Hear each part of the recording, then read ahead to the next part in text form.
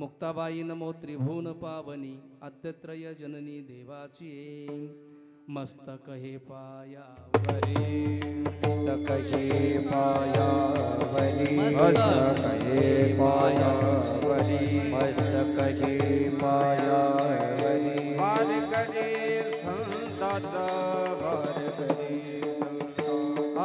वार करे संतांचा वार करे संतांचा वार करे संतांचा वार करे संतांचा मस्तक हे पायावरी वार करे संतांचा वार करे संतांचा वार करे संतांचा मस्तक हे पायावरी वार करे संतांचा वार करे संतांचा वार करे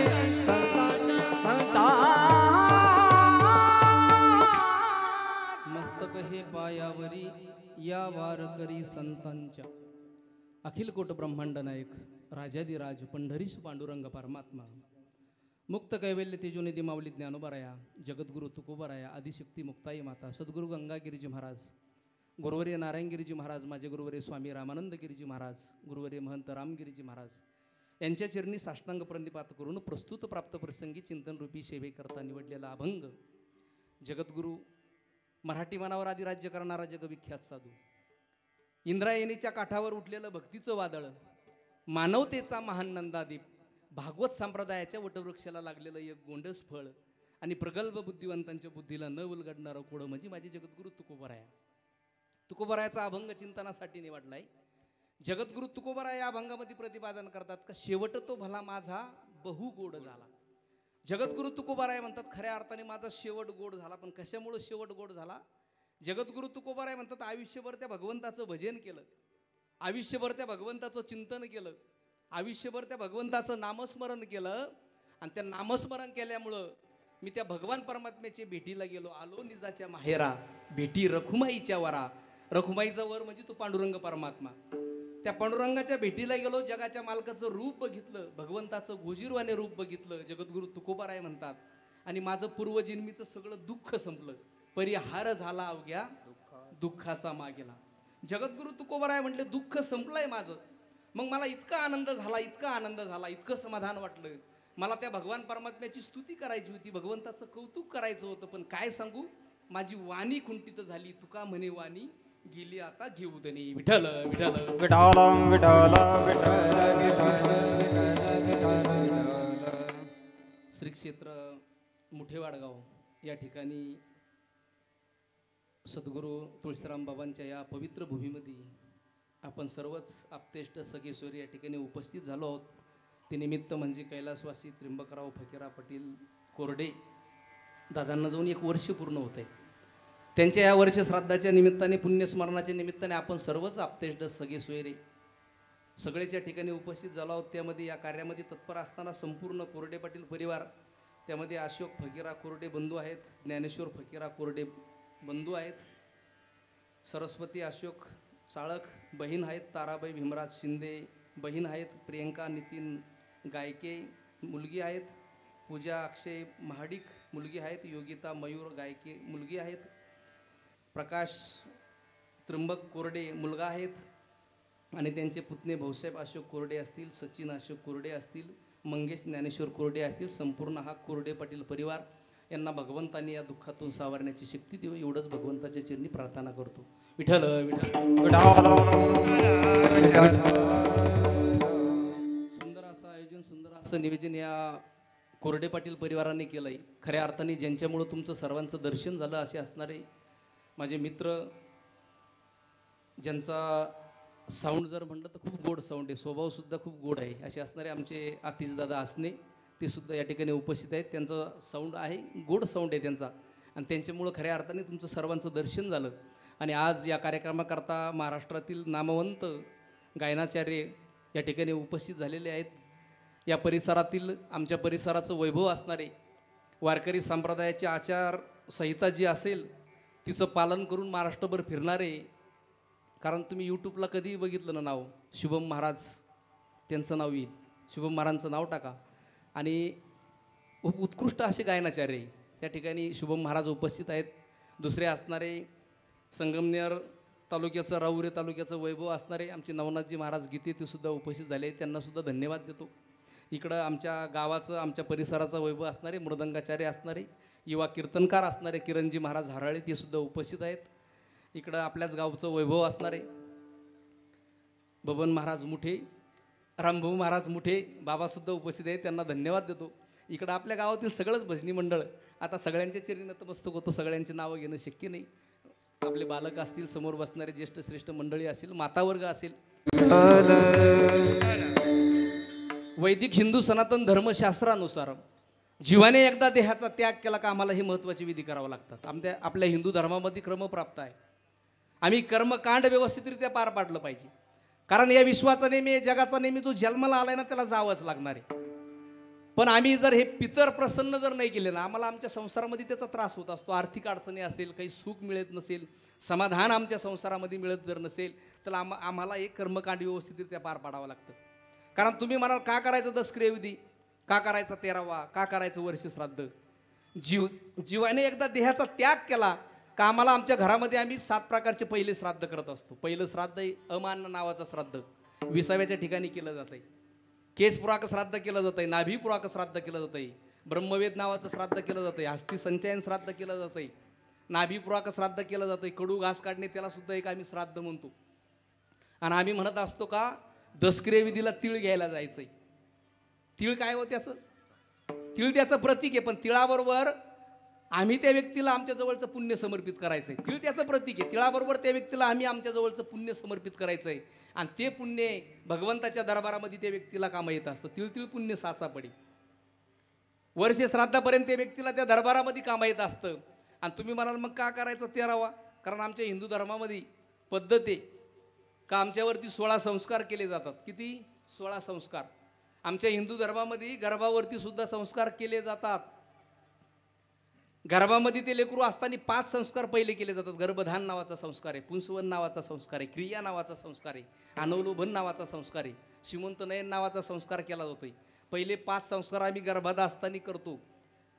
आणि त्या गर्भावरती जर संस्कार केले तर ते लेकरू जन्माला जे येईल ना ते खूप मोठं महान जन्माला येत असतं. लांबचं उदाहरण नाही सांगत तुम्हाला, आजही आळंदीमध्ये बघा तुम्ही, किती 9 वर्षाचा सोहम नावाचा मुलगा आहे, ऐकला असेल तुम्ही.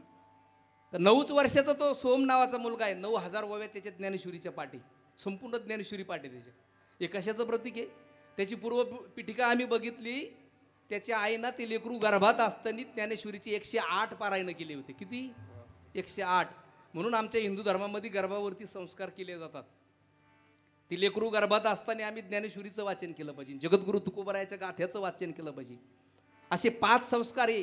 त्याच्यानंतर उपनयन संस्कार केला जातोय, जातकर्म संस्कार केला जातोय, नामकरण संस्कार केला जातोय, वर्धापन दिन नावाचा संस्कार आम्ही करत असतो, अन्नप्राशन नावाचा संस्कार केला जातोय, विद्या आरंभ नावाचा संस्कार केला जातोय, शिक्षा आरंभ नावाचा संस्कार करत असतोय, अन्नप्राशन नावाचा संस्कार केला जातोय, विवाह संस्कार हा प्रत्येकाचा होत असतो. आणि शेवटचा अंतिष्ठित क्रिया जी केली जाते स्मशानामध्ये ती प्रत्येक व्यक्तीची होत असते. असे 16 संस्कार आमच्यावरती आम्ही करत असतो. पण 16चे 16 आम्ही नाही करत, फक्त 3 करतो. पहिला नामकरण संस्कार, दुसरा विवाह संस्कार आणि तिसरा अंतिष्ठित क्रिया स्मशानामध्ये प्रत्येकाची होती. असे आम्ही 3 संस्कार करतो. मग 16मधून 3 गेले, खाली किती राहिले? 13. म्हणून केला जातोय तो 13वा. 13व्याच्या वेळेस राहिलेल्या 13 संस्काराचं ते पठण केलं जातंय, गुरुजन करत असतात. कारण दशक्रिय विधी हा विधी आहे. विधी हा 3 दिवसाला करता येतो, दशक्रिय विधी 7 दिवसाला करता येतो, 10 दिवसाला करता येतो, अडचणी असल्यावर बरं का. 13वा मात्र 13व्यामध्ये बदल नाही करता येत. 13वं हे शास्त्र आहे. जगात कुठेही जरी गेले ना शास्त्रामध्ये बदल होत नसतो. म्हणून आम्हाला हे कर्मकांड करणं खूप महत्त्वाचं. एकदा का 13वा झाला त्या आत्म्याचा मार्गक्रमण सुरू होतो. भगवंताच्या दरबारामध्ये तो आत्मा उपस्थित होतोय आणि त्या ठिकाणी गेल्यावरती चित्रगुप्त नावाचा वकील असतो. मग आम्ही आयुष्यभर केलेल्या कर्माची फाईल भगवंताच्या समोर ठेवतो आणि त्या दिवशी जगाचा मालक ठरवत असतो. मग आम्हाला नरकाला पाठवायचं, पुनर्जन्म द्यायचा का भगवंताच्या चरणाजवळ जागा द्यायची. म्हणून जीवन जगत असताना माणसांनी कर्म चांगले केले पाहिजे. विठ्ठल विठ्ठल विठ्ठल विठ्ठल विठ्ठल. या विश्वाचा नेहमी, या जगाचा नेहमी जो जन्माला आलाय ना त्याला जावाच लागणार आहे. जातस्य ही ध्रुव मृत्यू ध्रुवम जन्म मृतस्य तस्माद परिहरिर्ती न तुम सुचितुम रशी. भगवान श्रीकृष्ण अर्जुनाला म्हणतात. पण कधी? ज्यावेळेस अर्जुनाचा रथ कौरव सेनेच्या पुढे नेऊन उभा केलाय. भगवंतानी बघितलं रणभूमीमध्ये रथ उभा केलाय, पण अर्जुन त्यावेळेस भगवंताला म्हणतो देवा आता नाही युद्ध करायचं मला, आता नाही करू शकत देवा, हे राज्यच नको मला, त्याच्यापेक्षा मी माझी जुळी कुठंतरी घेईन आणि जीवन व्यतीत करीन, नको मला हे राज्य. भगवंताला वाटलं अर्जुन बिघडला आता. आणि मग त्यावेळेस भगवान परमात्मा अर्जुनाला म्हणतात, अर्जुना जातस्य ही ध्रुवमूर्ती ध्रुवम जन्म मृतस्यच तस्माद परी हरिरीती न तुम सूचितु मरशी. कशाचा विचार करतो अर्जुना? तू मारले तरच ते मरणार आहे का? तू नाही मारली तरी सुद्धा ते मरणार आहे, तू मारले तरीही ते मरणार आहे. उपजे ते नासे नाशिले ते पुनरपी दिसे, एक घटिका यंत्र जैसे परिभ्रमे. या सृष्टीचा नेहमी याची कालचक्र चालूच राहणार आहे. जो जन्माला आलाय तो मरणार आहे, तो मेलाय तो पुन्हा जन्माला येणार आहे. देहाची या गावा आलिया जन्म मृत्यूच्या सोहळिया ना म्हणू नये धनंजया जिया परी. जो देहरूपी गावाला आलाय ना त्याला एक ना एक दिवस जावाच लागणार आहे, नाही म्हणलं तरी जावा लागणार आहे. विठ्ठल विठ्ठल विठ्ठल विठ्ठल विठ्ठल विठ्ठल विठ्ठल. म्हणून जीवन जगत असताना माणसांना पहिल्यांदा कर्म चांगले केले पाहिजे. आयु कर्ममचे वित्तमची विद्या निधनम येवचे. या 5 गोष्टी त्या भगवान परमात्म्याने आमच्या संचितानुसार आमच्या प्रारब्धानुसार आम्हाला प्रदान केलेलं आहे. मग आम्ही जीवन जगत असताना कसं आयुष्य जगलो पाहिजे, कसं जीवन जगलं पाहिजे, कसे कर्म माणसाने केले पाहिजे. विठ्ठल विठ्ठल विठ्ठल विठ्ठल विठ्ठल विठ्ठल विठ्ठल विठ्ठल. कारण आमचं जीवन कर्मावर आहे. आम्ही जे कर्म करू ते आम्हाला भोगावं लागणार आहे. उपजले मेले ऐसे किती, उपजले मेले ऐसे किती, उपजले मेले ऐसे किती, उपजले मेले ऐसे किती. केले कर्म झाले त्याची भोगाले, कर्म झाले त्याची भोगाले, कर्म झाले त्याची भोगाले, कर्म झाले त्याची भोगाले. उपजले मेले ऐसे किती, उपजले मेले ऐसे किती, उपजले मेले ऐसे किती. केले कर्म झाले तिची भोग आले. म्हणून जीवन जगत असताना माणसांनी कर्म चांगले केले पाहिजे. कारण ज्याला दुःखाची जाणीव असते ना त्याला सुखाची किंमत असते. आपण जे दिवस काढले आहेत ना त्याची नेहमी माणसांना जाणीव ठेवली पाहिजे. सुंदर चेहरा म्हातारा होतोय, बलाढ्य शरीर गळून पडतं, सत्ता संपत्ती पद अधिकार हे सुद्धा एक दिवस काळाच्या ओघात निघून जाणार आहे. खाली राहणार आहे तो फक्त आपण केलेला परमार्थ आणि चांगले कर्मच आपल्या बरोबर येणार आहे, दुसरं काही येणार नाही. भगवंताचं जे भजन करू ना ते आमच्या बरोबर येणार आहे, दुसरं नाही येणार काही. म्हणून जीवन जगत असताना चांगलं जीवन जगलं पाहिजे. चांगलं व्यक्तिमत्व जन्म घेत नसतं, ते निर्माण करावं लागत असतं. आपल्यासोबत दुसऱ्याचंही भलं व्हावा अशी ज्याची मानसिकता असते ना त्यांना आयुष्यात काही कमी पडत नाही. धर्माशी गद्दारी, कार्यात बेईमानी, वागण्यात लाचारी आणि बोलण्यात लबाडी जी माणसं करतायत ते आयुष्यात सुखी होत नाही. म्हणून चांगलं जीवन लबाडी कधी आयुष्यात नाही केली पाहिजे माणसाने. आम्ही परमार्थ करत असताना चिंतन करत असताना इतरांचं सुद्धा कधी कधी वाईट नाही केलं पाहिजे ना. कारण जो इतरांचं वाईट करतो ना तो स्वतःला वाचवण्यात कमी पडतो. जो दुसऱ्याचं चांगलं करतोय ना तो स्वतः कधी संपत नाही. दुसऱ्याची वाट लावण्यापेक्षा आपण चांगल्या वाटेला लागा. दुसऱ्याला वाट दाखवण्यापेक्षा वाट दाखवण्याचं कार्य करा. माणसाचा दर्जा श्रीमंतीवरून ठरत नसतो, विचारावरून ठरत असतो. चांगला माणूस बना. शेवटी हिशोब धर्माचा नाही कर्माचा होत असतो, हे लक्षात ठेवा. आम्ही काय कर्म करू हे महत्वाचं आहे. कोणत्या धर्मात जन्माला आलो याला जगाचा मालक विचारत नाही, पण काय कर्म केले तुझ्या आयुष्यामध्ये. म्हणून माणसांनी कर्म चांगले केले पाहिजे. जो इतरांचं वाईट करतो ना तो स्वतःला वाचवण्यात कमी पडतो. रामायणामधलं कैकेयीचं उदाहरण माहिती का तुम्हाला? कैकेयीनं श्रीरामचंद्र प्रभूंना वनवासाला पाठवलंय. वाटोळं कोणाचं झालं हो? त्या कैकेयीनं तिच्या आयुष्यामध्ये काय मिळवता आलं तिला? काहीच नाही. राम वनवासाला गेले 14 वर्षांनी, पुन्हा राम अयोध्येमध्ये आले, पुन्हा राजा झाले. पण कैकेयीला तिच्या आयुष्यामध्ये काय मिळवता आलं? ज्या भरता करता गादी मागितली, तू भरत म्हणला नाही आई मला ती गादीच नको. दशरथ राजा मरण पावले पुत्रवियोगामध्ये. भरत म्हणला आई मला ही राज्याची गादी नको. शेवटी भरत म्हणला आई तुला आयुष्यात आई म्हणणार नाही जाय. ज्यावेळेस सक्का मुलगा म्हणेल ना आई म्हणणार नाही त्यावेळेस किती वाईट वाटलं असेल त्या कैकेयीला. त्या कैकेयीला तिच्या आयुष्यामध्ये काय कमावता आलं? जो इतरांचं वाईट करतो ना तो स्वतःला वाचवण्यात कमी पडतो. शेवटी ती कैकेयी इतकी बदनाम झाली, इतकी बदनाम झाली. आजही मला सांगा आपल्या संसारामध्ये कुणी आपल्या मुलीचं नाव कैकेयी ठेवतं का? नाही ठेवत. म्हणून जो इतरांचं वाईट करतो तो स्वतःला वाचवण्यात कमी पडतो. म्हणून चांगलं जीवन जगा, इतरांचं वाईट करू नका. एखाद्याने तुम्हाला दुःख दिलं, त्रास दिला, तुम्ही का त्याचं वाईट करता? कारण कर्म त्याचा व्याजा सहबदला घेणार आहे. तुम्ही का त्याचं वाईट करता? कारण आमच्या कर्माला 13 साक्षीदार आहे. पृथ्वी, जल, अग्नी, वायू, आकाश, तुमचं मन, तुमची बुद्धी, अहंकार, चंद्र, सूर्य, तारे, या दिशा आणि हृदयामध्ये असलेला परमात्मा. मग किती डिलीट करा, किती पुरावे नष्ट करा, किती लॉक टाका, कार्यक्रम सुटत नाही. या जन्मात नाही तर पुढच्या जन्मात चुकणारच नाहीये. म्हणून कर्म करणाराला कर्म करू द्या. आपण वाईट वागू नका, आपण दुसरे कर्म करू नका. स्वामी विवेकानंद म्हणतात, ज्याच्या जीवनामध्ये दररोज काहीतरी संकट आहे, ज्याच्या जीवनामध्ये दररोज काहीतरी अडचणी, ज्याच्या जीवनामध्ये दररोज कुणीतरी निंदक आहे, ज्याच्या जीवनामध्ये दररोज काहीतरी संघर्ष आहे, त्याने समजायचं का आपला रस्ता योग्य आहे. पण ज्याच्या जीवनामध्ये संकट नाही, निंदक नाही, विरोधक नाही, त्याने समजायचं का आपण चुकीच्या रस्त्याने प्रवास करत आहे. विठ्ठल विठ्ठल विठ्ठल विठ्ठल विठ्ठल. म्हणून जीवन जगत असताना जी व्यक्ती तुमच्या प्रगतीवर जळते ना, तिचा कधीच तिरस्कार करू नका. कारण ती व्यक्ती तुम्हाला उत्कृष्ट व्यक्ती समजून जळत असते. कोणी कसाही असो, त्याच्याशी इतकं चांगलं वागा की वाईटातल्या वाईट माणसाला सुद्धा तुमची कॉफी करण्याची इच्छा झाली पाहिजे. दुसऱ्याचं सुख पाहण्याची क्षमता ज्याच्यामध्ये असते ना, त्याची प्रगती साक्षात भगवंत सुद्धा थांबू शकत नाही. तुम्ही आम्ही तर माणसं आहोत ना. म्हणून चांगलं जीवन जगा, लोकांचा विचार करू नका. जीवनामध्ये काही लोक सांभाळावं लागतात, काही लोकांपासून सांभाळून राहावं लागतं. रामभाऊ महाराज, आंधळ्याला आरशाची आणि बहिरेला संगीताची काहीच किंमत नसते ना, त्याचप्रमाणे विश्वासघातकी माणसाला चांगल्या माणसाची काही किंमत नसते. लोकांचा विचार करू नका. समाज असा आहे, पेरू विकत घेताना गोड आहे का विचारतात, खातानी मात्र मीठ मिरची लावून खातोय. समाज असा आहे, मेलेल्या माणसाला आधार देताना पुण्य समजतो, मेलेल्या माणसाला आधार देताना पुण्य समजतो, पण नियतीशी हातबल झालेल्या जिवंत माणसाला आधार देताना मात्र 10 वेळेस विचार करतो. ही आमची परिस्थिती. म्हणून लोकांचा विचार करू नका, लोक कसेही वागू, पण आपण आपले कर्म चांगले करा. विठ्ठल विठ्ठल विठ्ठल विठ्ठल विठ्ठल विठ्ठल विठ्ठल. कारण समाज असं, जोपर्यंत तुमची गरज असते ना, तोपर्यंत तुमच्या कौतुकाचा सोहळा गावभर साजरा केला जातोय. एकदा का गरज संपली, निंदीची खिरापत घरोघरी वाटली जाते. स्वतःचा दिवा त्याला वाचून विजलेला असतो, पण दुसऱ्याच्या दिव्यात तेल किती बघणारची संख्या जगात आज जास्त आहे. म्हणून अशा लोकांचा विचार करू नका. परिस्थितीनुसार बदलणारी माणसं सांभाळण्यापेक्षा परिस्थिती बदलवणारी माणसं सांभाळा. आयुष्यात अपयश पाहायला मिळणार नाही. पदरी अपयश आला का फारसा संबंध कोणी ठेवत नसतं. यशस्वी झालात तर नसलेली नाती सुद्धा जिवंत होतात. ज्या वेळेस वाईट वेळ असते ना, त्यावेळेस लोकही वाईट वागतात. ज्या वेळेस चांगली वेळ असते ना, त्यावेळेस लोकही चांगलं वागतात. लोकांचा विचार करू नका. आपली परिस्थिती बदला, म्हणजे भगवंताचं भजन करा, त्या भगवंताचं चिंतन करा. कारण आपल्या संसारामध्ये, संसार जर आम्हाला मोठा करायचा असेल ना, आम्ही 1-1 रुपयाचं संचयन करत असतो. 1-1 रुपया करून आम्ही संसार मोठा करत असतो. परमार्थ तसाच आहे. परमार्थामध्ये ते भगवंताच्या नामस्मरणाचं आम्हाला संचयन करावं लागतं. दररोज नामस्मरण घेऊन घेऊन त्यावेळेस संतांची देवाची भेट होत असती.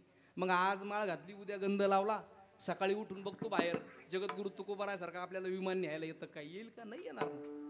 परमार्थ एकाएकी नाही होत. तसा संसार आहे. कासवाच्या गतीनं कोईनं रोज थोडी थोडी प्रगती करा. खूप सशी येतील आडवी.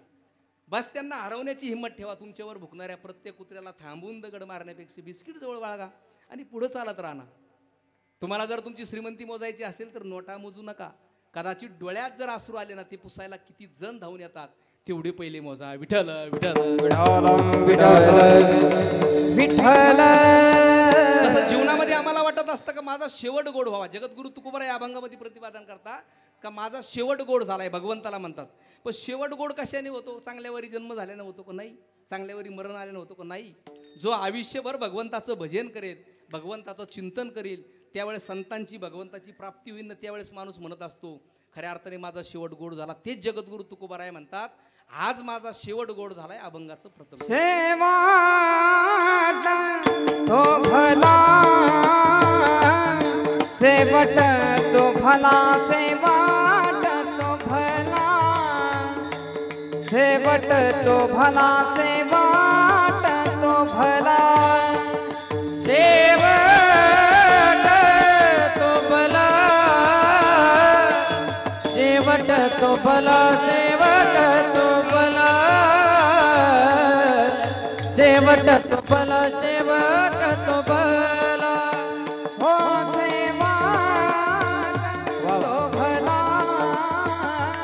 शेवट तो भला, शेवट तो भला, शेवट तो भला, शेवट तो भला, शेवट तो भला, शेवट तो भला, शेवट तो भला, शेवट तो भला. माझा प्रभू कोण झाला, माझा प्रभू कोण झाला, आला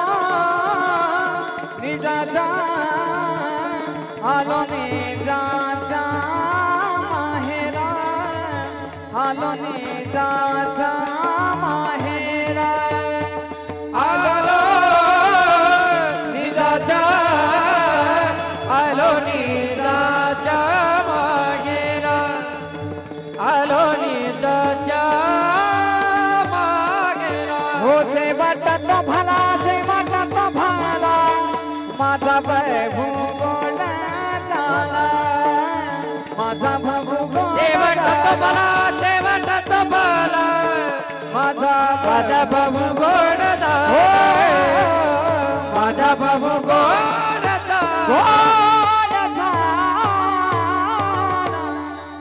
आमच्या गायकांकरता एकदा टाळ्या वाजवा. एक बोलता बोलता नाव राहून गेलं, कारण ज्यांचं गजर हरिनामाचा यूट्यूब चॅनल, कारण महाराष्ट्रभर त्यांचं चॅनल फिरत असतोय, कारण सबस्क्रायबर भरपूर आहे त्यांची. तशी असे असणारे माझे मित्र, माझ्यावर मोठ्या भावाप्रमाणे प्रेम करणारे आमचे उद्धवजी बापू कवडे, ते सुद्धा या ठिकाणी उपस्थित झाले. त्यांना धन्यवाद देतोय. विठ्ठल विठ्ठल विठ्ठल विठ्ठल विठ्ठल विठ्ठल विठ्ठल. शेवट तो भला माझा बहु गोड झाला, जगद्गुरु तुकोबाराय म्हणतात. मग शेवट आमचा गोड व्हावा असं जर आम्हाला वाटत असेल ना, आम्हाला आयुष्यभर त्या भगवंताचं भजन, भगवंताचं चिंतन आम्हाला करावं लागणार आहे आमच्या आयुष्यामध्ये. ज्या भगवान परमात्म्याने आम्हाला हा नरदेह दिला, कशा करता दिला हो? आम्हाला हा नरदेह मिळाला, ही संधी, या संधीचं माणसाला सोनं करता आलं पाहिजे आयुष्यामध्ये. जेने हा जीव दिला दान, जेने हा जीव दिला दान, दयाचे करील चिंतन, दयाचे करील चिंतन, जग जीवन नारायण, जग जीवन नारायण, हे गाईल गोन दयाचे, गाईल गुण दयाचे, गाईल गुण दयाचे, गाईल गुण दयाचे, दोया पिबरे जाती, दोया पिबरे जाती. जेने हा जीव दिला दान, कारण ज्या भगवान परमात्म्याने आम्हाला हा जन्म दिलाय, कशा करता दिलाय? त्या भगवंताचं भजन, भगवंताचं चिंतन आमच्या आयुष्यामध्ये आम्ही केलं पाहिजे. पैठण क्षेत्रामध्ये राहणारा कुर्मदास, हात नाही त्या कुर्मदासाला, पाय सुद्धा नाहीये, पण त्या भगवंताच्या भक्तीचं लागलेलं वेळ त्या कुर्मदासाला अखंड भगवंताचं भजन करत असायचं. मंदिरामध्ये जर भजन सुरू झालं ना, कुर्मदास आईला म्हणायचं, आई मला मंदिरामध्ये सोड ग, मला भजनाला जायचंय. कुर्मदासाला हात नाही, पाय नाही, पण त्या आईनं काय करावं? त्या कुर्मदासाला स्वतःच्या पाठीवरती बसावा आणि मंदिरामध्ये आणून सोडावा. एकदा भानुदास महाराजांचं कीर्तन सुरू झालं मंदिरामध्ये. भानुदास महाराज म्हणजे नाथबाबांचे पंजोबा. कीर्तन सुरू झालं, कुर्मदास आईला म्हटलं, आई महाराजांचं कीर्तन सुरू झालंय, मला मंदिरामध्ये सोड ना. आई म्हणली, कुर्मदासा 22 वर्षाचा झालाय तू, किती दिवस तू जवळ जवळ गोरे? मी नाही होत रे मला आता, माझे गुडघे दुखायला लागले कुर्मदासा, नाही होत मला आता, मला नाही होत रे बाबा, मी तुला मंदिरामध्ये सोडू शकत नाही. आई म्हणलं, आई तुला शेवटचंच म्हणतो, पुन्हा नाही म्हणणार का? मला एकदाच मंदिरामध्ये सोड. आणि त्या कुर्मदासाला आईनं पाठीवरती घेतलं, मंदिरामध्ये सोडलंय. आणि मंदिरावरती मध्ये नेल्यावरती भानुदास महाराजांचं कीर्तन चालू होतं. तो कुर्मदास कीर्तनामध्ये बसला, कीर्तन झालं, लोक सगळे झोपायला निघून गेले, पण एकटाच कुर्मदास त्या मंदिरामध्ये पडलाय. भानुदास महाराजांनी कुर्मदासाला बघितलं, कुर्मदासा आज घरी नाही गेला रे तू? कुर्मदास म्हणला, नाही महाराज, मला घरीच जायचं नाही. मग महाराज सकाळी दिंडी पंढरपूरला जाणार आहे ना, मी सुद्धा पंढरपूरला येणार आहे म्हणले महाराज. महाराज म्हणले, कुर्मदासा तुला हात नाहीये, पाय नाही, कसा येशील तू पंढरपूरला? जुन्या काळात काही व्यवस्था नव्हत्या. कुर्मदास म्हटला, महाराज तुम्ही फक्त हो म्हणा. आणि भानुदास महाराज म्हणले, तुला यायचं ना, चल. आणि त्या कुर्मदासांनी पंढरीची वाट धरली, पण चालायचा कसा? पोटानी खरकत खरकत कुर्मदास निघालाय पंढरीला, पोटानी खरकत निघालाय. रात्री 12 वाजता त्या कुर्मदासांनी पंढरीची वाट धरली. सकाळी ज्या गावात जाईन त्या गावात गेला की त्या गावात लोकांना सांगायचा, भानुदास महाराजांची दिंडी पाठीमागून येते, त्या दिंडी करता भोजनाची व्यवस्था करून ठेवा. आणि मग ते लोक व्यवस्था करून ठेवायचे. कुर्मदास अखंड चालत असायचा. पोटात अन्नाचा कण नाही, पाण्याचा सुद्धा थेंब घेतलेला नव्हता. त्याला माहित होतं विष्ठा काढणारी आई आपल्या बरोबर नाहीये. आणि अखंड कुर्मदास 10 दिवस चालत राहिलाय, अखंड चालत राहिलाय. आणि शेवटच्या मुक्कामाला गेला आंबिया गावी. तो मंदिरामध्ये विवळत पडलाय आणि पाठीमागून भानुदास महाराजांची दिंडी आली. आणि आल्याबरोबर भानुदास महाराज त्या कुर्मदासाला म्हणले, कुर्मदास आज पुढं नाही गेला रे तू? कुर्मदास म्हणला, नाही महाराज, माझ्यामध्ये त्राण नाही राहिला आता. मी पांडुरंग परमात्म्याकडे येऊ शकत नाही, माझा पांडुरंग परमात्म्याला निरोप द्या. आणि भानुदास महाराजांनी काय केलं, त्या कुर्मदासाला असं उलट केलंय. पालता झोपलेला होता आणि त्याचं पोट बघितलं, त्या कुर्मदासाचं पोटाला कातडं सुद्धा शिल्लक राहिलं नव्हतं. रक्तबंबाळ झालेलं पोट भानुदास महाराजांनी पाहिलं, मांस सुद्धा शिल्लक राहिलं नव्हतं, नुसते हाडं त्या कुर्मदासाचे दिसत होते. आणि भानुदास महाराजांनी त्याचं पोट बघितलं, डोळ्यात पाणी आला. अरे कुर्मदासा, भगवंताच्या भक्तीसाठी इतका शरीराचा नाश करून घेतला तू.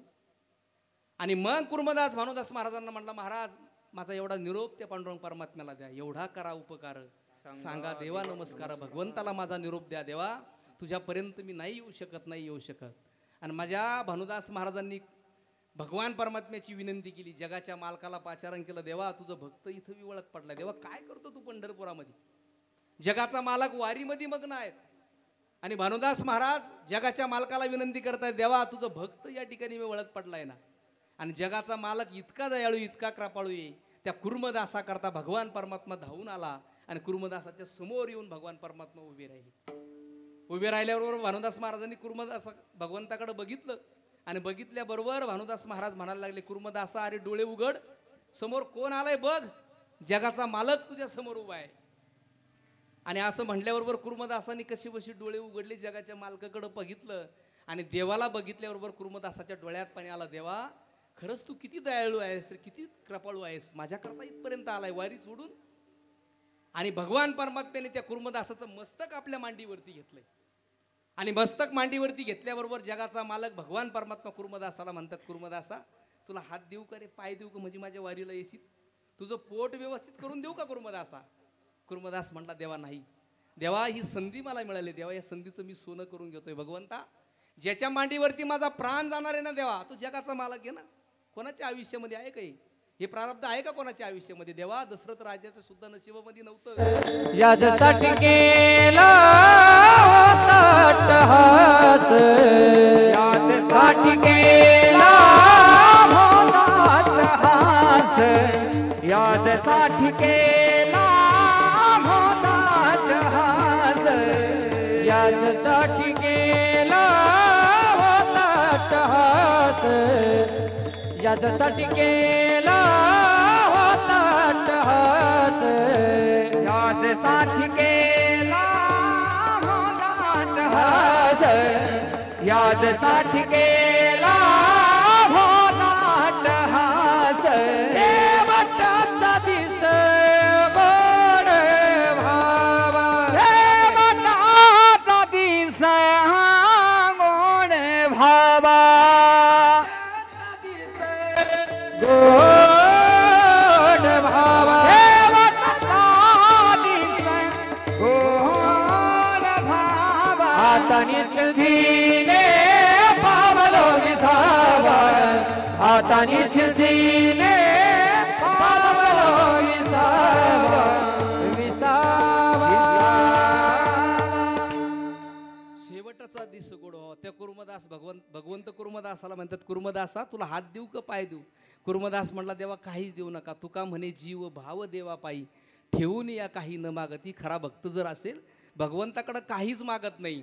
आणि त्या कुर्मदासाने काय केलं, भगवंताच्या मांडीवरती आपला देह ठेवला, आपला प्राण ठेवला. आणि खऱ्या अर्थाने त्या कुर्मदासाने म्हणावं का शेवट तो भला माझा बहु गोड झाला. म्हणून जीवनामध्ये आम्हाला जर भगवंताची प्राप्ती करून घ्यायची असेल, आम्हाला जर वाटत असेल आमचा शेवट गोड व्हावा, तर आम्हाला भगवंताची प्राप्ती करूनच घ्यावा लागेल. विठ्ठल विठ्ठल विठ्ठल विठ्ठल विठ्ठल.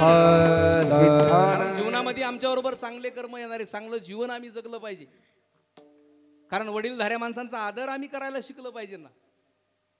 कारण वडिलांकडून संघर्ष शिकावा आणि आईकडून संस्कार शिकावा. बाकी सगळं जग शिकवतं, सगळं जग शिकवतंय. मी मुलांना, तरुण मुलांना नेहमी म्हणत असतो का बाबा अगोदर आपलं शिक्षण करा, पोटापुरती नोकरी कमवा, पोटापुरता व्यवसाय कमवा आणि नंतर कार्यकर्ता बना. कारण अर्ध्या पोटी बनलेला कार्यकर्ता हा कालांतराने लाचार बनत असतो. काय लाचार बनत असतो? लागलेली भूक, नसलेला पैसा, मिळालेली वागणूक जी शिकून जाते ना, ते ह्या जगातली कुठलीच डिग्री शिकू शकत नाही. खूप मोठे अवघड जग जिंका, पण सावली देणाऱ्या वृक्षाला आणि आधार देणाऱ्या माणसांना कधीच विसरू नका. ज्याने आपल्याला आधार दिलाय, ज्याने आपल्याला स्थान दिलंय, ज्याने आपल्यावर कृपा केली ना, त्याला आयुष्यात विसरू नका, खरोखर विसरू नका. कारण जीवनामध्ये आपलं जीवन जर सुंदर बनावं असं जर वाटत असेल ना, तर आम्हाला दुसऱ्याला मदत केली पाहिजे. कारण एकदा काय झालं, महाराजांना मी विचारलं, आमच्या गुरुवर यांना म्हणलं, महाराज माणसाचं जीवन सुंदर कधी बनेल हो? महाराज म्हटले सोपी गोष्ट आहे. महाराज म्हटले एक काम करा, काय, तुमच्या जीवनामध्ये ज्यांनी ज्यांनी तुम्हाला मदत केली असेल ना त्यांची सगळ्यांची नावं एका कागदावर लिहून आणा म्हटली. मी काय केलं, एका कागदावरती सगळ्यांची नावं लिहिली. जवळजवळ 25 जणांची ती यादी झाली ज्यांनी मला मदत केली होती लहानपणापासून.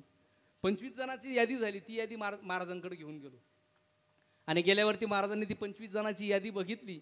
नंतर मला म्हणले, आता एक काम असं करा का तुम्ही ज्यांना ज्यांना मदत केली ना ती यादी करून आणा म्हणले. मी पेन घेतला, यादी लिहायला सुरुवात केली. फक्त 5 जणांची नावं लिहिली त्या यादीमध्ये, कारण मदत कोणाला करेलच नव्हती ना. 5 जणांची नावं लिहिली आणि ती यादी महाराजांकडे घेऊन गेलो. महाराज म्हणले, तुम्हाला ज्यांनी मदत केली ना ती 25 जणांची यादी आणि तुम्ही समाजाला मदत केली ती फक्त 5 जणांची यादी. ज्या वेळेस 25 जणांच्या यादीपेक्षा तुम्ही मदत केलेली यादी मोठी होईल ना त्यावेळेस जीवन सुंदर होईल म्हटले. त्यावेळेस जीवन सुंदर होईल. म्हणून माणसाला जर वाटत असेल ना आपलं जीवन सुंदर व्हावं, नुसतं असं नाही वाटू का समाजाने आपल्यालाच मदत करावा, आपण सुद्धा दुसऱ्याला मदत केली पाहिजे ना. विठ्ठल विठ्ठल भरपूर मिळवायचं असेल तर लोकांचे आशीर्वाद मिळून घ्या. तळतळाट नाहीये. स्वतःच्या खिशामध्ये लाखो रुपयाचा खळखळाट असावा, पण त्याच्यामध्ये गरिबाचा 1 रुपयाचाही तळतळाट नसावा. कारण संपत्ती धन बरोबर नेता येत नाही आणि तळतळाट मात्र सुखानं जगू देत नाही. कपडे स्वच्छ असो वा नसो, मन मात्र स्वच्छ असलं पाहिजे. कारण स्वच्छ कपड्याची स्तुती लोक करत असतात आणि स्वच्छ मनाची स्तुती तो परमेश्वर करत असतोय. विठ्ठल विठ्ठल विठ्ठल विठ्ठल विठ्ठल विठ्ठल. कारण चांगले कर्म करणारा माणूस जगद्गुरु तुकोबारायच्या गाथ्याप्रमाणे असतो. कोणी किती बुडवण्याचा प्रयत्न केला ना बुडत नाही, उलट तरुण जात असतोय. जीवनामध्ये सगळं काही हरलात तरी चालेल, मात्र हिंमत कधीच हारू नका. कारण तीच हिंमत तुम्हाला शून्यातून ईश्वर निर्माण करण्याची प्रेरणा देत असते, हे लक्षात ठेवा. म्हणून आम्ही जीवन जगत असताना आम्ही म्हणत होतो आयुष्यामध्ये आयुष्य आयुष्य आयुष्य काय हो, आयुष्य काय. एखाद्या गरीबाला विचारा आयुष्याची किंमत, कसं जगावं लागतं ते आयुष्य. जीवन एक संघर्ष आहे. त्या गरीबाला विचारा आयुष्याची किंमत काय असते. ज्याला दिवसभर कष्ट केल्याशिवाय संध्याकाळी त्याच्या लेकरांना भाकर मिळत नाहीये, दिवसभर कष्ट केल्याशिवाय संध्याकाळी ज्याची चूल पेटत नाही त्याला विचारा आयुष्याची किंमत. स्वतःचे स्वप्न पूर्ण करण्यासाठी स्वतःचा श्वास फुग्यात भरून जो विकतो ना फुग्यावाला, त्याला विचारा आयुष्य काय असतं. रात्री 12 वाजता लाईट येणारा आमचा गरीब शेतकरी, त्याला विचारा आयुष्याची किंमत काय असते.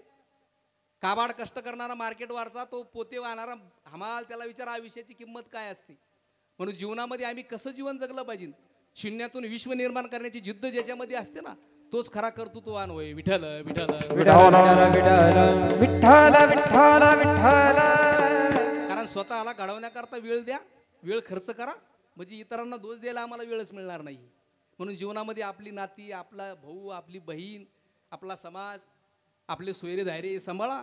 हरवले का गुगल सुद्धा शोधता येत नाही गुगलला, इतकी वाईट परिस्थिती. म्हणून जीवनामध्ये आम्ही जीवन कसं जगलं पाहिजे, माणसाचे विचार चांगले असले पाहिजे. संगत कोणाची असो, पण विचाराची दिशा, विचाराचं स्टँड जर पक्का असेल ना माणूस कधीच वेगळा वागत नाही. म्हणून विचार चांगले असले पाहिजे. रामायणामधले 2 पार्ट तुम्हाला सांगतोय, एक बिभीषण आणि दुसरी कैकेयी. रावणाच्या राज्यात राहून सुद्धा बिभीषण बिघडला नाही आणि रामाच्या राज्यात राहून सुद्धा कैकेयी सुधारली नाही. सुधारणे आणि बिघडणे विचारावर अवलंबून असतं, परिस्थितीवर नाही. विचाराची दिशा बदला, दशा आपोआप बदलेली. विठ्ठल विठ्ठल विठ्ठल विठ्ठल विठ्ठल विठ्ठल विठ्ठल विठ्ठल. म्हणून चांगलं जीवन जगा, त्या भगवंताची भक्ती, भगवंताचं चिंतन आमच्या बरोबर येणार आहे, दुसरं काही येणार नाही. जीवन जगत असताना चांगल्याची संगत करा, चांगल्याचं अन्न खा. कारण वाईटाचं जर आम्ही अन्न खायला गेलो तर तेच दोष आमच्या रक्तामध्ये उतरणार आहे. रक्तातील दोष ते विचारामध्ये येत असतात आणि जसे विचार तसा माणूस वागत असतो.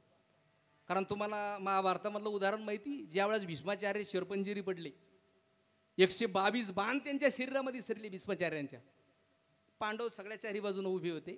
त्या पांडवांना भीष्माचार्य तत्वज्ञान शिकवत होते. पण ते तत्वज्ञान सांगत असताना त्या ठिकाणी द्रौपदी होती. पण ते तत्वज्ञान सांगत असताना द्रौपदीला हसू आलं. हसू आल्याबरोबर भीष्माचार्य म्हणले, का द्रौपदी कशा करता हसली तू, का हसली सांग ना. द्रौपदी म्हणे, नाही महाराज मी सहज हसले. भीष्माचार्य म्हणले, कुलवान घराण्यातील कुलवान स्त्रिया सहज हसत नसत्या, का हसली तू. आणि त्यावेळेस ती द्रौपदी म्हणली, महाराज मला याचं हसू आलंय, तुम्ही आज जे तत्वज्ञान सांगतायत ते आज सांगतायत म्हणून हसू आलं. म्हटले म्हणजे आज सांगतायत महाराज, ज्या वेळेस माझं वस्त्र आरण होत होतं, एक स्त्री तुमच्याकडे याचना करत होती, मला वाचवा म्हणत होती त्यावेळेस कुठं गेलं तुमचं हे तत्वज्ञान? त्यावेळेस कुठं गेलं तत्वज्ञान? आणि मग भीष्माचार्य म्हणले, द्रौपदी तू बोलती ती खरं आहे, सगळं तू जे बोलली ते खरं आहे, पण त्यावेळेस मी त्या दुर्योधनाचं अन्न खात होतो म्हटले, आणि त्याच्यामुळं दुर्योधनाचं अन्न खाल्ल्यामुळं माझ्या रक्तामध्ये ती दोष तयार झाले होते, रक्तातले दोष विचारामध्ये आलते, आणि म्हणून मला त्यावेळेस तत्वज्ञान शिकलं नाही. म्हणजे मग आज कसं काय सुचलं? आणि मग भीष्माचार्य म्हणले, अगं द्रौपदी तुझ्या पतीना तो बाण मला मारलाय ना, 122 बाण मारले आणि सगळं रक्त ते दूषित रक्त खाली निघून गेलं, म्हणून आज तत्वज्ञानाच्या मी गोष्टी करतोय. मग आम्ही विचार करा कोणत्या कोणत्या धाब्यावर आम्ही जेवत असेल. विठ्ठल विठ्ठल विठ्ठल विठ्ठल विठ्ठल विठ्ठल आम्हाला जर वाटत असेल आमचा शेवट गोड व्हावा, तर आम्हाला त्या पांडुरंग परमात्म्याच्या भेटीला जावं लागणार आहे. जगद्गुरु तुकोबराय तेच म्हणतात, आयुष्यामध्ये मी आयुष्यभर भजन केलं, भगवंताचं चिंतन केलं, आणि त्या भजनाची चिंतनाची ताकद एवढी ताकद तयार झाली की मी त्या पांडुरंग परमात्म्याच्या भेटीला पंढरपुरामध्ये गेलो. अभंगाचं दुसरं चरण. आलो निजाच्या मागे रा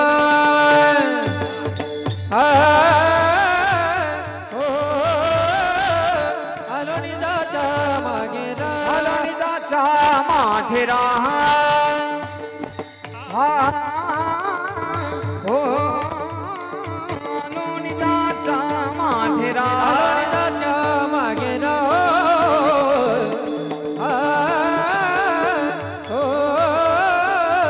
आलो निजाच्या मागे रा आलो निजाच्या मागे रा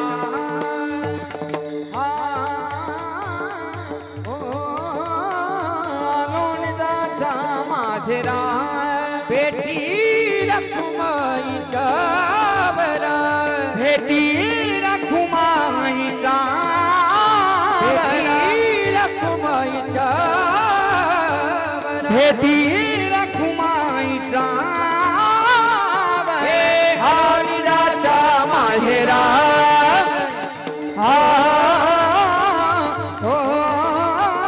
आलोनी दादा माहेरा आलोनी दादा माहेरा बेटी रखुमाई जावरा बेटी रखुमाई जावरा बेटी रखुमाई जावरा बेटी रखुमाई जावरा बेटी रखुमाई जावरा.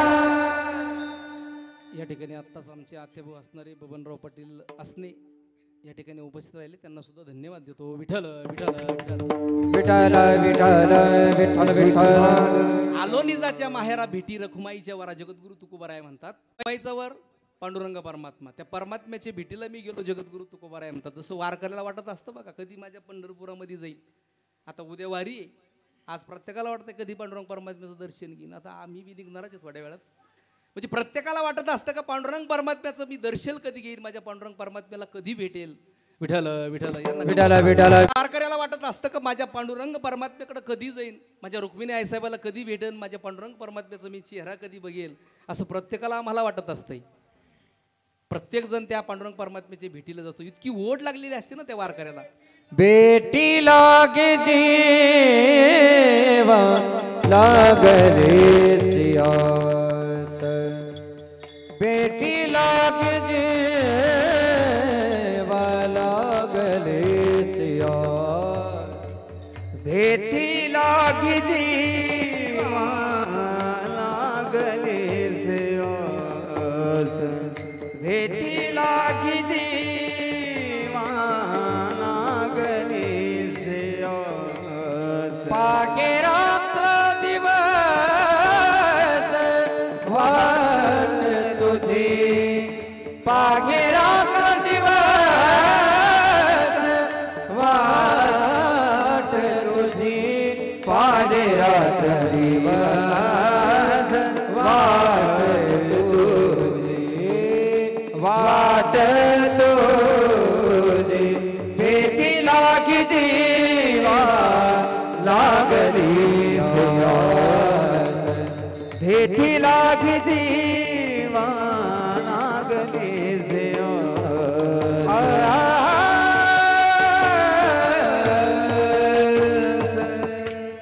भेटी लागी जीव लागलीशी असे त्या भगवान परमात्म्याला कधी भेटणं असं वार करायला वाटत असतं. जसं मुलीला बघा माहेरामध्ये कधी जाईन मी, कारण जुन्या काळामध्ये पंचमीचा सण कधी येतोय, दिवाळीचा सण कधी येतोय त्या मुलीला वाटत असायचं कधी आता माहेरामध्ये मी जाईन, कधी माझ्या आईला भेटेल, कधी माझ्या बापाला भेटेल. आज आमच्या त्रिंबक तात्याला जाऊन 1 वर्ष पूर्ण होतंय. त्या मुलींना वाटत असेल वर्ष झालं बाप भेटत नाही, त्या बापावरती इतकं प्रेम असतं, इतकं प्रेम असतं का माहेरामध्ये गेल्यावरती माझा बाप मला नजरा पडत नाही. तसं वारकऱ्याला वाटत असतं माझ्या पांडुरंग परमात्म्याची भेट कधी घेईल, माझ्या बापाची भेट कधी घेईल. त्या मुलीचं इतकं प्रेम असतं ना त्या बापावरती, किती प्रेम असतो. मातावर्ग तुम्ही आजही माहेरामध्ये जा बरं, बाप किती म्हातारा व्हायला असू द्या, आई किती म्हातारी व्हायला असू द्या, तुमच्यापर्यंत खरडत खरडत येईल, तुमच्या चेहऱ्यावरून हात फिरवल, पोरीला म्हणून 4 दिवस राहा पोरी, नको जाऊ, तिला काही नका करता येऊ, वय व्हायला असू द्या, पण तुम्हाला सुद्धा ती चहा टाकू देत नाही, स्वतः चहा टाकते. का माझी मुलगी सासरी थकून गेली असेल संसारामध्ये. इतकं प्रेम त्या आईचं त्या बापाचं प्रेम मुलीवरती असतं. पण जाताना तुमची पिशवी ती कधीही रिकामी पाठवणार नाही, तो बाप नाही पाठवणार. 4 शेंगा देईन, 4 शेवाय देईन, नाही देणार का. माहेर किती दिवस हो, माहेरामध्ये जोपर्यंत बाप जिवंत आहे, आई जिवंत आहे तोपर्यंतचे, नंतर नाहीये. भावाना केवढी मोठी गाडी पाठवू द्या, केवढा मोठा बंगला बांधू द्या, नाही जावं असं वाटत का. त्या माहेरामध्ये आमचं दुःख विचारणारं कोणी नाही ना, दुःख सांगणारं कोणी नाहीये. म्हणून त्या आईचं त्या बापाचं प्रेम इतकं असतं मुलांवरती. लेकुराचे हित आहे माऊलीचे चित्त, आईशी कळवळल्याची जाती करी लाभावी न प्रीती. कारण आई घराचं मांगल्य असते तर बाप घराचं अस्तित्व असतं. हजारो माणसं मिळतील आयुष्यामध्ये, पण हजारो चुकांना क्षमा करणारे आईबाप पुन्हा कधीही मिळणार नाही. ढगाच्या आड गेलेला सूर्य दिसेल, पण माती आड गेलेले आईबाप पुन्हा कधी दिसणार नाही. तुम्ही कितीही शिकलात, कितीही पैसा कमावला ना, पण आईबापाच्या आशीर्वादाशी सगळं काही व्यर्थ असतं. म्हणून जीवनामध्ये तो बाप इतकं प्रेम करत असतो आपल्या मुलीवरती. जगद्गुरु तुकोबारायाची मुलगी भागीरथी, त्या भागीरथीबाईचं एवढं प्रेम बापावरती होतं, एवढं प्रेम होतं. जवळच येळवाडी या ठिकाणी त्या भागीरथीला दिलं होतं. जवळच गाव होतं, देऊ गावापासून येळवाडी 10 किलोमीटर अंतर असेल फार तर. त्या येळवाडीला भागीरथीला दिलं, पण ती भागीरथी ज्या परिवारामध्ये दिली ना, तो परिवार म्हणजे मालोजी गाडे, म्हणजे आमचाच परिवार होता तो. मालोजी गाड्यांना दिलेलं आहे भागीरथीबाईला, त्यांच्या पतीचं नाव होतं.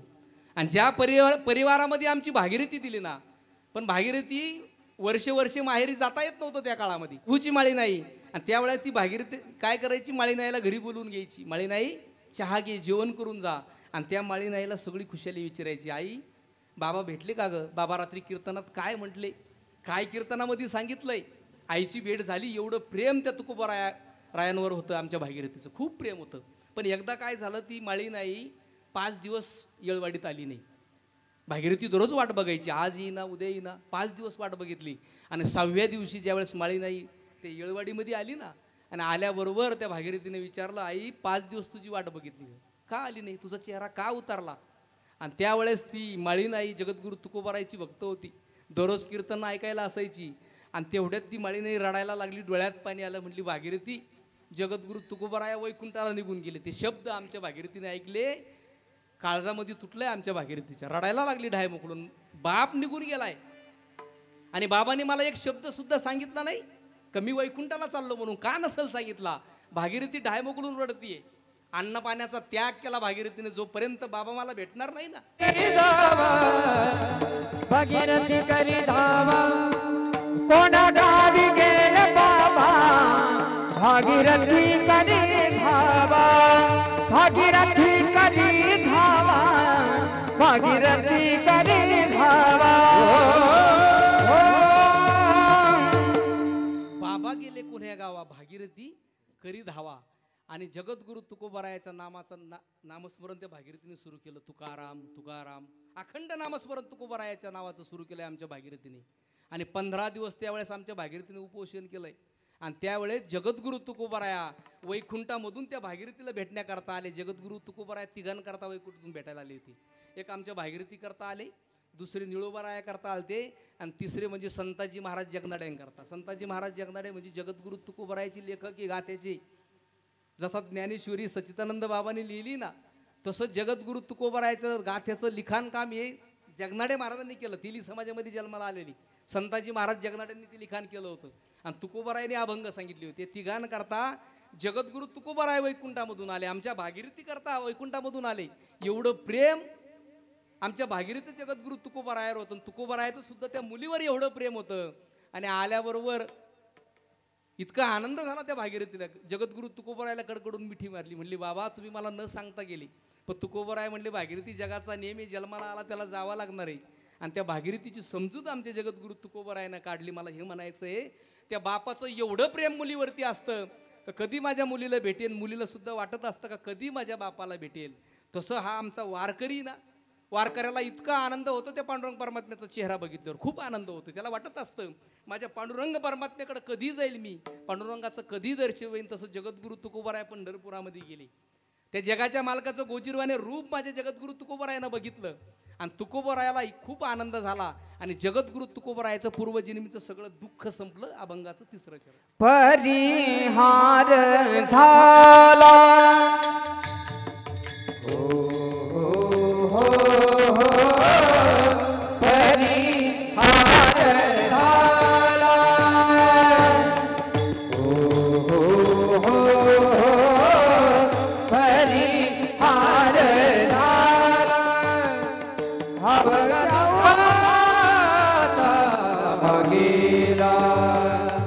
अवघ्या दुःखात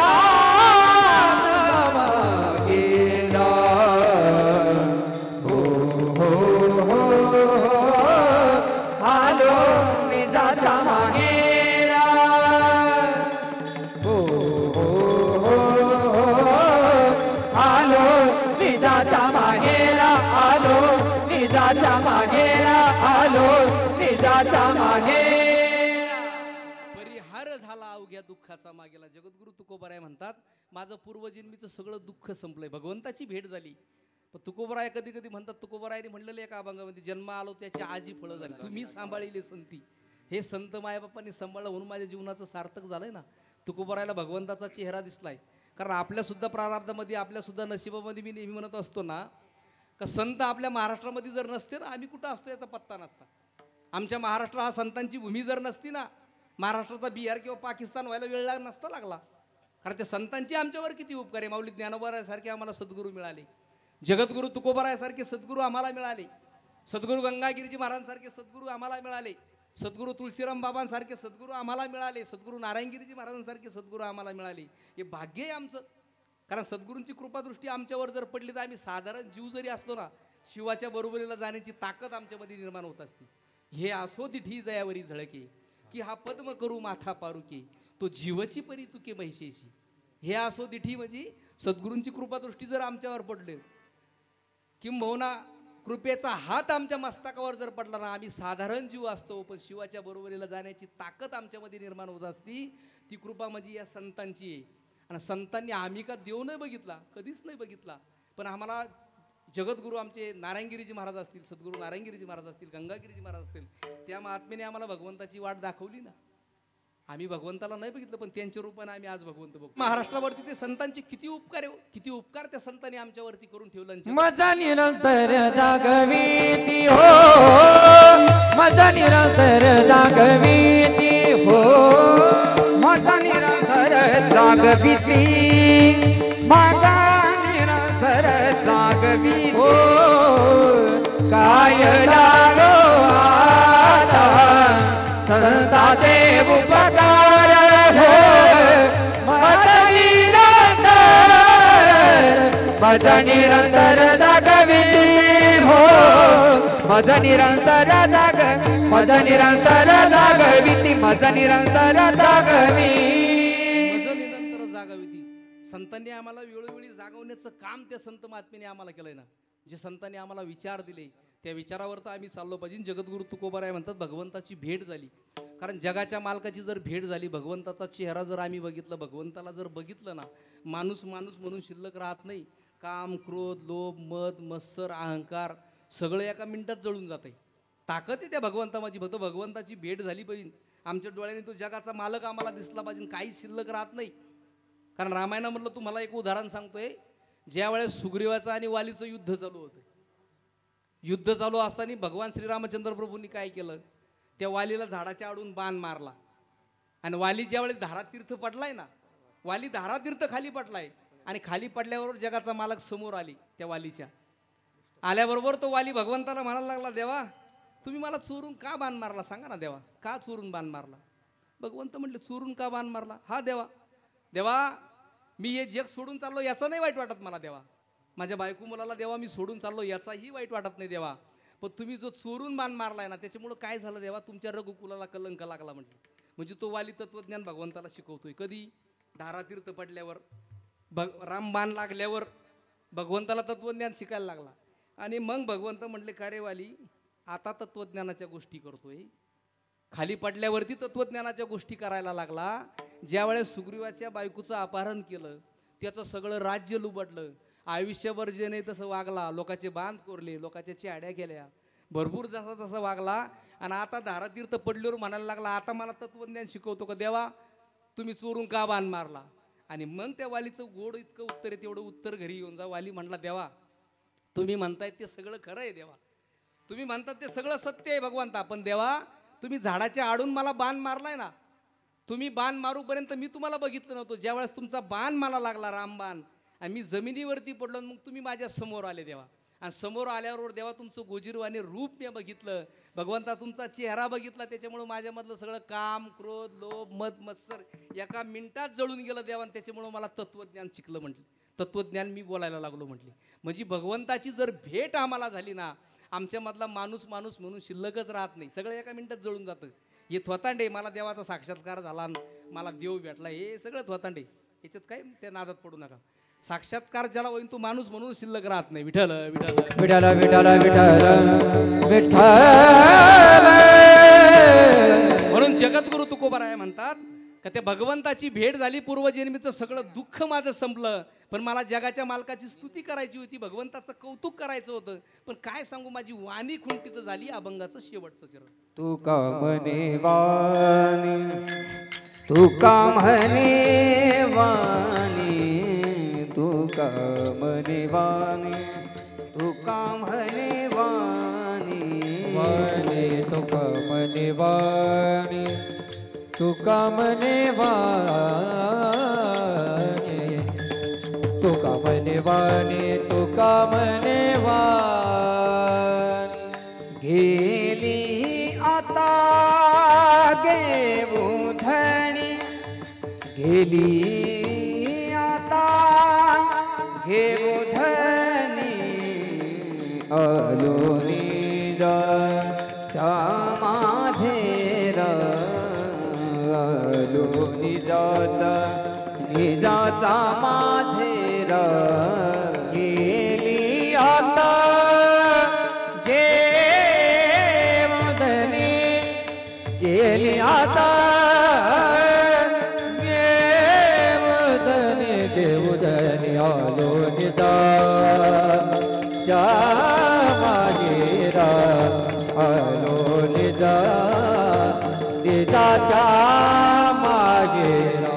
भेटी रखुमाईचा बरा, भेटी रखुमाईचा,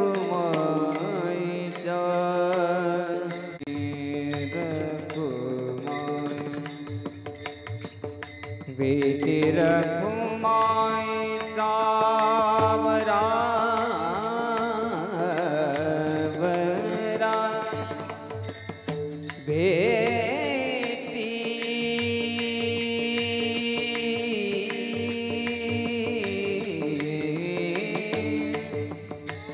बेटी रखुमा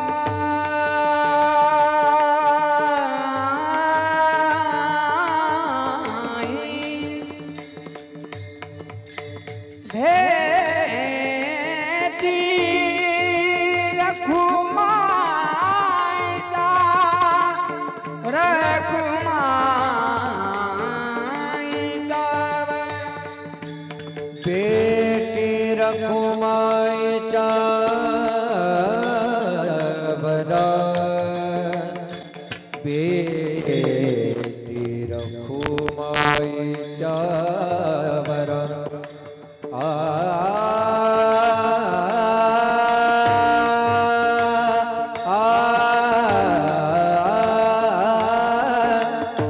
वरा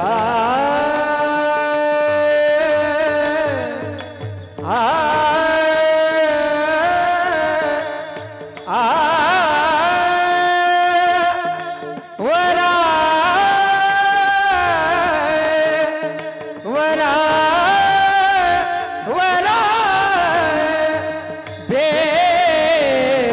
रखुमाईच्या वरा वरा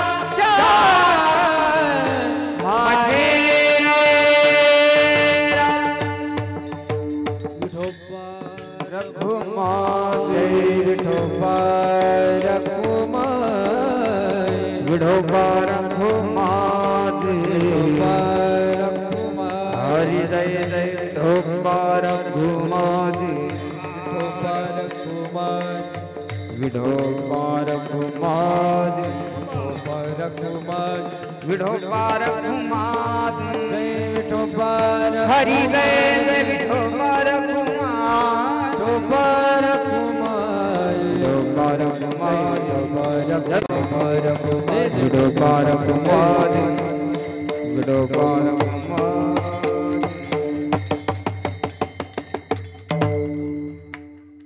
तुका म्हणे वाणी गेली आता घेऊ धनी, असं जगद्गुरु तुकोबारा म्हणतात. माझी वाणी खुंटीत झाली भगवंताची भेट झाल्यामुळं. आज ज्या निमित्ताने आपण या ठिकाणी जमलेलो आहोत ते निमित्त म्हणजे आमचे त्रिमक दादांना जाऊन 1 वर्ष पूर्ण होतं आहे. त्यांचा हा सुंदर असा सोहळा, कारण काबाड कष्ट घेऊन तिने आपला संसार उभा केला आहे. मुलींचं शिक्षण असेल, मुलांचं शिक्षण असेल, आमचे प्रकाशदादा मुली असतील, सुंदर परिवार त्यांनी घडवला. कारण जुन्या काळामध्ये कष्ट करून संसार उभा करावा लागायचा, पण त्यांनी आपल्या आयुष्यामध्ये खूप कष्ट घेतले. कारण बाप गेल्यावरती बापाचं महत्त्व कळत असतं, तोपर्यंत नाही कळत. कारण बाप घराचा आधारस्तंभ असतोय. म्हणून जो बाप निघून गेला आहे ना आज, ते आमचे प्रकाशदादा असतील, त्या मुली असतील, त्यांना जे दुःख झालं आहे आज 1 वर्ष झालं, बापांची उणीव भरून निघणार नाही आहे. म्हणून भजन करा, त्या भगवंताचं चिंतन करा, नामस्मरण करा, तिचा दुसरं काही येणार नाही. मी नेहमी म्हणत असतो ना, आपल्या मुलांना डॉक्टर बनवा, इंजिनियर बनवा, क्लास 1 अधिकारी बनवा, क्लास 2 अधिकारी बनवा, पण वारकरी बनवल्याशिवाय राहू नका. शाळा कॉलेजमध्ये आम्हाला शिक्षण मिळणार आहे, पण संस्कार मिळतील का? हो, नाही मिळणार ना. ते संस्कार आम्हाला वारकरी संप्रदाय देणार आहे. म्हणून मी तुमच्या गावाचं भाग्य समजतोय मुठी वाडगावचं.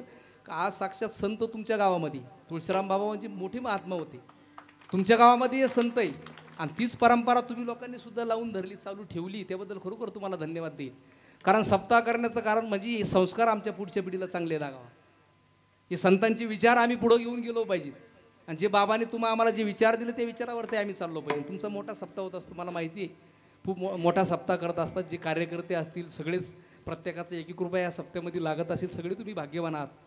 म्हणून चांगलं जीवन जगा, त्या भगवंताचं चिंतन करा, भगवंताचं भजन करा. या ठिकाणी आत्ताच माझे मित्र असणारे, आपल्या परिसराचं वैभव, नवे नगर जिल्ह्याचं वैभव असणारे पत्रकार बबन पाटील मुठे, ते सुद्धा उपस्थित झाले. त्यांना धन्यवाद देतात. सगळ्यांची नावं घेणे शक्य नाही.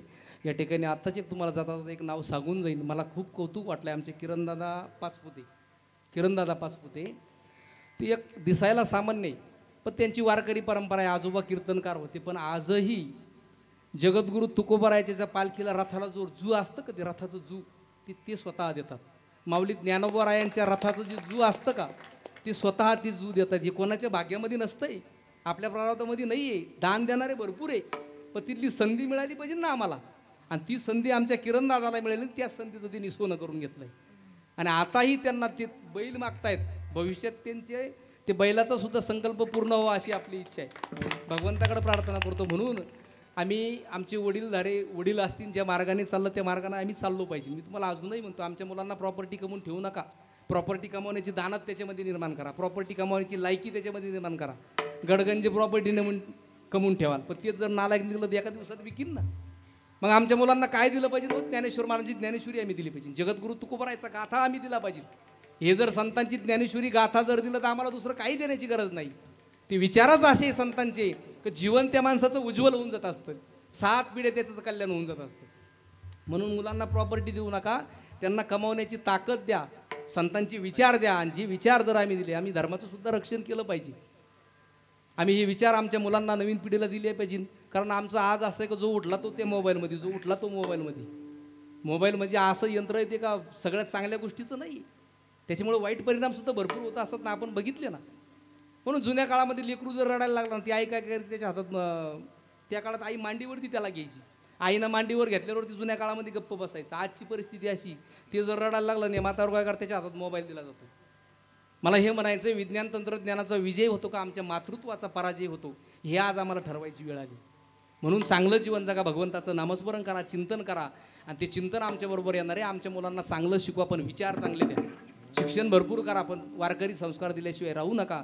ज्यांच्या निमित्ताने आज त्र्यंबक दादा जाऊन 1 वर्ष झालं, त्यांना भगवान परमात्म्याच्या ठिकाणी सद्गती प्राप्त हो, त्यांना भगवंताच्या चरणाशी जागा मिळो. सुंदर असे आमचे प्रकाशदादांना मस्त नियोजन केलं आहे. त्यामध्ये आतिशदादा असतील, बबन पाटील असणे असतील, सगळे सर्वांना धन्यवाद देतो. आणि कीर्तनाकरता आज मोठमोठी माणसं, आमचे नवनाथ महाराज गीते युवा कीर्तनकार, उत्कृष्ट कीर्तनकार, ते सुद्धा उपस्थित राहिले. माझं भाग्य म्हणावं लागेल. शुभम दादा उपस्थित आहे, ते माझं भाग्य. हे माणसं सापडत नाही, बबन पाटील नाही सापडत, पण कधी कधी मिळत असतात, नशीब असलं तर. उपस्थित आमचे किरणदादा मोठे कीर्तनकार, ते सुद्धा उपस्थित. आपल्या गावातील सगळेच भजनी मंडळ, सगळ्यांच्या चरणी नतमस्तक होतो. ज्ञानेश्वर